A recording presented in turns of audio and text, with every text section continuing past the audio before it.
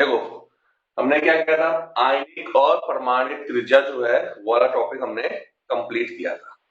ठीक है, अब आज करते हैं इसके अंदर आगे आयनन एंथैल्पी।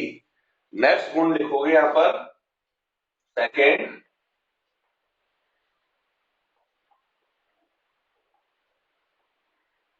आयनन एंथैल्पी। देखिए, 3D संक्रमण श्रेणी में 3D संक्रमण श्रेणी में बाएं से दाएं जाने पर बाएं से दाएं जाने पर आयनन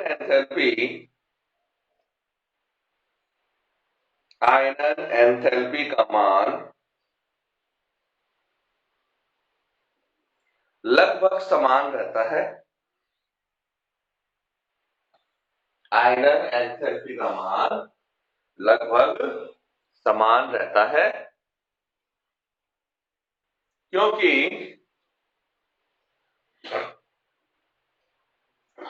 क्योंकि परमाणुीय आकार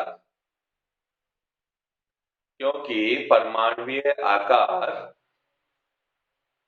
समान रहता है। ठीक है भाई, आयनन एंथैल्पी किस पर निर्भर करती है? परमाणुीय आकार पर निर्भर करती है। अब अगर परमाणुीय आकार में कोई परिवर्तन नहीं हो रहा है, परमाणु आकार लगभग समान है, तो उस कंडीशन में आयनन एंथैल्पी का मान भी क्या रहता है? लगभग समान बना रहता है। ठीक है, तो आयनन एंथैल्पी आवर्त सारणी में डी ब्लॉक के अंदर 3D श्रेणी में बाएं से दाएं जाते हैं तो आयनन एंथैल्पी का मान लगभग समान रहता है। क्यों रहता है लगभग समान? क्योंकि परमाणु आकार में भी समानता पाई जाती है। परमाणु आकार निश्चित रहता है और परमाणु आकार के ऊपर आयनन एंथैल्पी निर्भर करती है।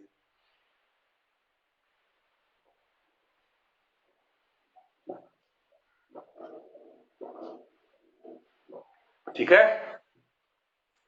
नेक्स्ट पॉइंट देखो, धात्विक बंध की सामर्थ्य। धात्विक बंध का सामर्थ्य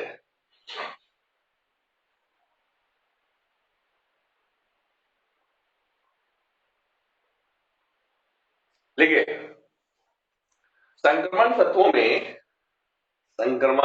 में बाएं से दाएं जाने पर बाएं से दाएं जाने पर अयुग्मित इलेक्ट्रॉनों की संख्या बढ़ने के साथ अयुग्मित इलेक्ट्रॉनों की संख्या बढ़ने के साथ धात्विक बंध का सामर्थ्य बढ़ता है। धात्विक बंध का सामर्थ्य बढ़ता है। अयुग्मित इलेक्ट्रॉनों की संख्या बढ़ने के साथ धात्विक बंध का सामर्थ्य बढ़ता है। 3D संक्रमण श्रेणी में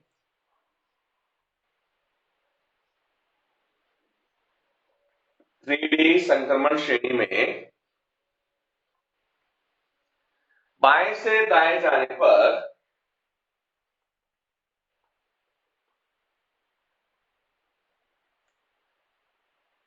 क्रोमियम तक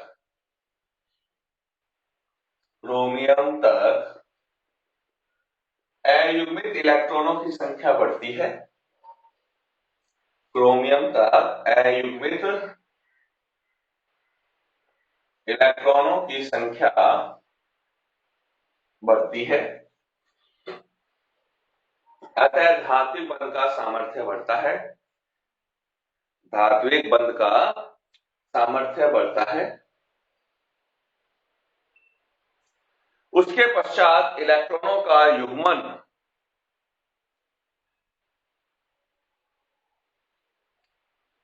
उसके पश्चात इलेक्ट्रॉनों का युग्मन प्रारंभ होने के कारण इलेक्ट्रॉनों का युग्मन प्रारंभ होने के कारण धात्विक बंध का सामर्थ्य घटता है। धात्विक बंध का सामर्थ्य घटता है। ठीक है भाई। देखो स्कैंडियम का विन्यास क्या है, 3d1 4s2, एक है कुछ इलेक्ट्रॉन। टाइटेनियम में कितना हो गया, 2। वैनेडियम में कितना हो गया, 3। और जैसे क्रोमियम आया वैसे ही आ गया 3d5 4s1, 6 इलेक्ट्रॉन डाले। उसके बाद मैग्नीशियम में वापस क्या हो गया, 3d5 4s2, इलेक्ट्रॉन कितने रह गए, 5। फिर आयरन के अंदर क्या हो गया, 3d6 4s2, 4। फिर वापस क्या हो गए, कम होते जा रहे। तो स्कैंडियम से क्रोमियम तक तो क्या होता है, धात्विक बंध का सामर्थ्य बढ़ता है। धातुओं का सामर्थ्य क्यों बढ़ता है, क्योंकि अयुग्मित इलेक्ट्रॉनों की संख्या बढ़ती है। और अयुग्मित इलेक्ट्रॉनों की संख्या बढ़ेगी तो अयुग्मित इलेक्ट्रॉन की संख्या बढ़ने के साथ धात्विक बंध बनाने की प्रवृत्ति बढ़ती है और धात्विक बंध का सामर्थ्य बढ़ता है। इसके कारण क्या होगा, कठोरता बढ़ेगी। तो अपन ये कह सकते हैं कि स्कैंडियम से क्रोमियम तक धात्विक कठोरता के मान में वृद्धि होती है। जो अपने पास क्रोमियम है वो क्या होता है, अधिकतम कठोर धातु होती है। ठीक है, अब देखो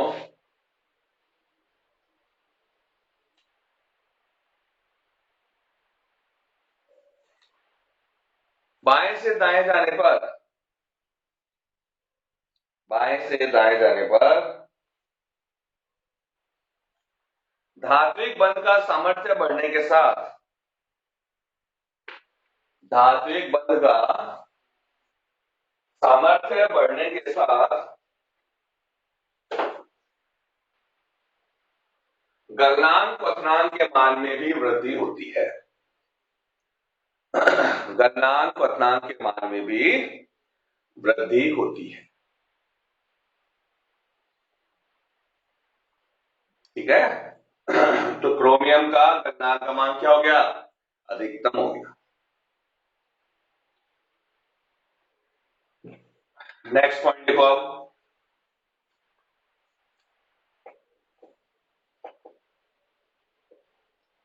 संकुल यौगिक बनाने की प्रवृत्ति।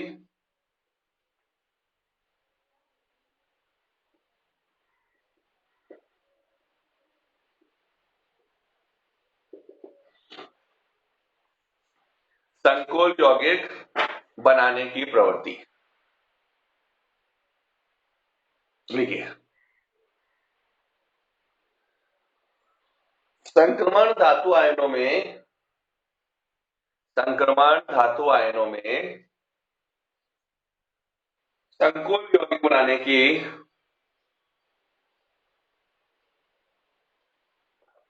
संकुल यौगिक बनाने की प्रबल प्रवृत्ति होती है। संकुल यौगिक बनाने की प्रबल प्रवृत्ति होती है क्योंकि क्योंकि संक्रमण धातु आयनों में निम्न गुण होते हैं।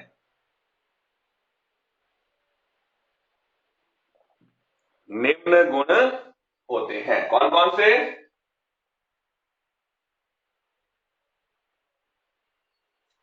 छोटा आकार, सेकेंड,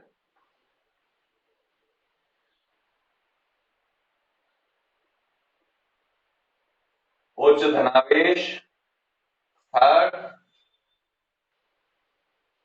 रिक्त कक्षकों की उपस्थिति या रिक्त कक्षकों की उपलब्धता, और फोर्थ, परिवर्ती ऑक्सीकरण अवस्था। तो ये 4 गुण पाए जाते हैं संक्रमण धातु आयनों में, इसलिए उनकी संकुल बनाने की प्रबल प्रवृत्ति होती है। ठीक है, संक्रमण धातु आयनों में संकुल बनाने की प्रबल प्रवृत्ति होती है। क्यों होती है, क्योंकि उनका आकार छोटा होता है, उच्च धनावेश होता है, रिक्त कक्षों की उपलब्धता होती है और वे परिवर्ती ऑक्सीकरण अवस्था दर्शाते हैं।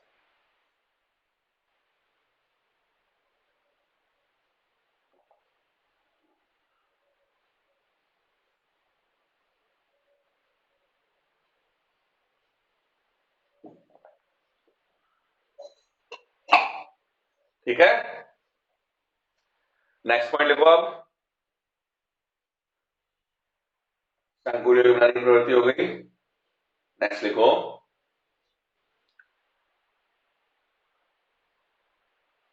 उत्प्रेरक सक्रियता। उत्प्रेरक सक्रियता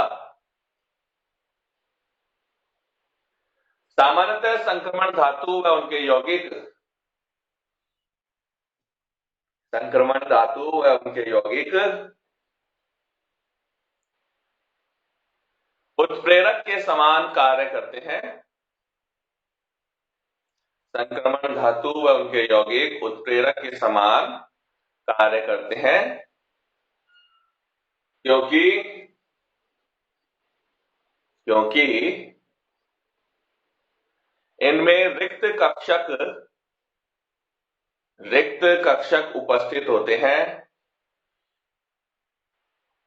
रिक्त कक्षक उपस्थित होते हैं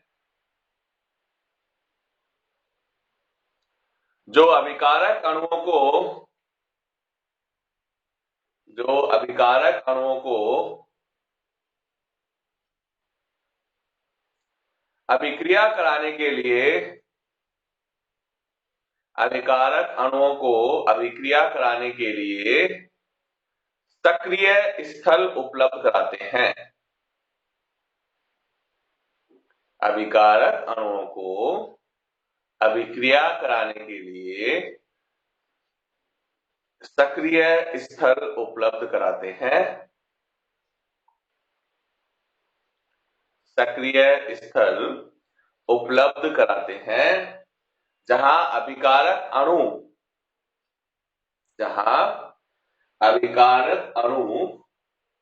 अधिशोषित होकर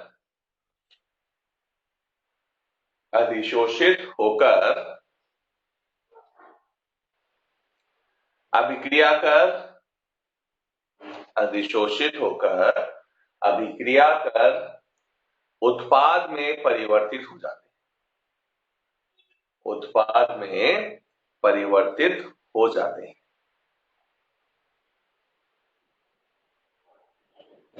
देखो भाई, उत्प्रेरक सक्रियता कैसे है तो खुद देखो, यहाँ पर जो डी ब्लॉक के तत्व होते हैं उनके पास क्या होते हैं, रिक्त डी कक्षक उपस्थित होते हैं। और रिक्त डी कक्षक उपस्थित का मतलब उनकी संयोजकताएं मुक्त अवस्था में होती है। इसको अपन कहते हैं कि ये सक्रिय स्थल उपलब्ध कराते हैं। ठीक है, तो इनमें डी कक्षक जो है वो रिक्त अवस्था में होते हैं जो कि सक्रिय स्थल के रूप में कार्य करते हैं, जहां पर अभिकारक अणु जो होते हैं वो क्या होते हैं, इन रिक्त कक्षकों पर या इन संयोजकताओं पर जाकर क्या होता है, अभिकारक अणु अधिशोषित हो जाते हैं, इनके ऊपर जाकर चिपक जाते हैं और फिर आपस में क्या करते हैं, उत्पाद का निर्माण करते हैं। ठीक है, तो अपन ने क्या लिखा यहाँ पर कि जो संक्रमण धातु है और उनके यौगिक है उनके अंदर उत्प्रेरक सक्रियता पाई जाती है, यानी वे उत्प्रेरक के समान कार्य करते हैं। क्यों करते हैं, क्योंकि उनमें रिक्त कक्षक उपस्थित होते हैं जो कि अभिकारक अणुओं को सक्रिय स्थल उपलब्ध कराते हैं, जहां पर अभिकारक अणु अधिशोषित होकर उत्पाद का निर्माण करते हैं। ठीक है, एग्जाम्पल देखो इसके अंदर। हाँ, एग्जाम्पल देखो, ये भाई अपने पास धातु है, उसकी सक्रिय सतह है जहां पर रिक्त डी कक्षक उपस्थित होता है, तो वो सक्रिय स्थल है। यहाँ पर अभिकारक अणु आप जुड़ते हैं, अधिशोषित हो गए अभिकारक अणु और आपस में क्रिया करके उत्पाद का निर्माण करते हैं। एग्जाम्पल, वनस्पति तेल है, निकल उत्प्रेरक की उपस्थिति से बदलता है, वो वनस्पति घी में परिवर्तित होता है। सल्फर डाइऑक्साइड है,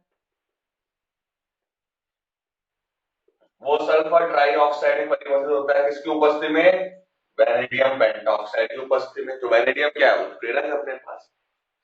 जो कार्बनिक रसायन की अभिक्रियाएं हैं कौन सी, एल्डिहाइड वाली, तो एल्डिहाइड का अपचयन करें अपन तो अपचयन किसकी उपस्थिति में होता है, वही निकल प्लेटिनम पैलेडियम की उपस्थिति में। तो क्या बनता है, CH3CH2OH।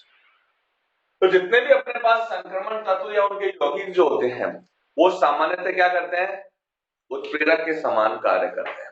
और उत्प्रेरक के समान कार्य करने का कारण क्या है, कारण केवल एक ही है कि इनके पास रिक्त कक्षक उपस्थित होते हैं जो कि अभिकारक अणुओं को अपनी सतह पर अधिशोषित कर देते हैं और उत्पाद में परिवर्तित करते हैं। ये हो गया अपने पास उत्प्रेरक सक्रियता।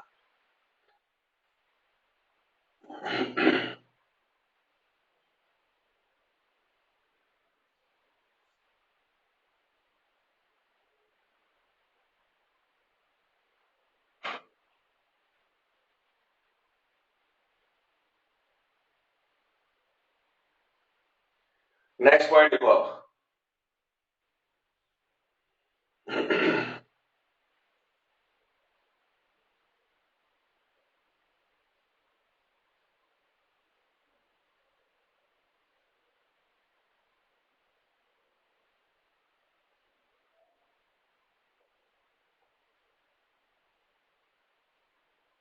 अंतराकाशीय यौगिकों का निर्माण।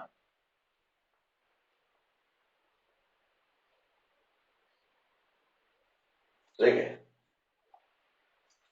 संक्रमण धातु क्रिस्टलों में, संक्रमण धातु क्रिस्टलों में, धातु क्रिस्टलों में अवयवी कणों के मध्य, अवयवी कणों के मध्य रिक्त स्थान होता है, अवयवी कणों के मध्य रिक्त स्थान होता है जिसे अंतराकाश कहते हैं, जिसे अंतराकाश कहते हैं। इन अंतराकाशों में, इन अंतराकाशों में छोटे परमाणु, छोटे परमाणु जैसे हाइड्रोजन, नाइट्रोजन आदि उपस्थित होते हैं। हाइड्रोजन, नाइट्रोजन, ऑक्सीजन आदि परमाणु उपस्थित होते हैं या फंसे हुए होते हैं।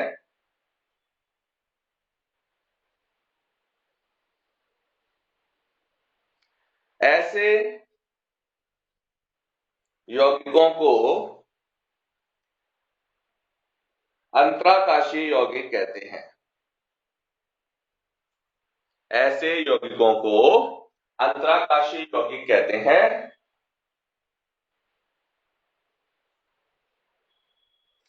यह विद्युत के सुचालक,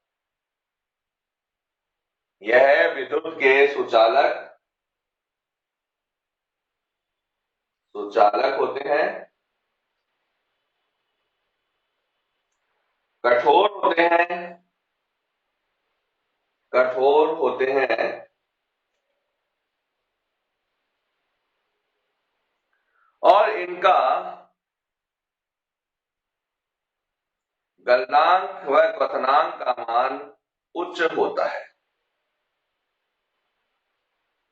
गलनांक और क्वथनांक का मान उच्च होता है, ठीक है ना।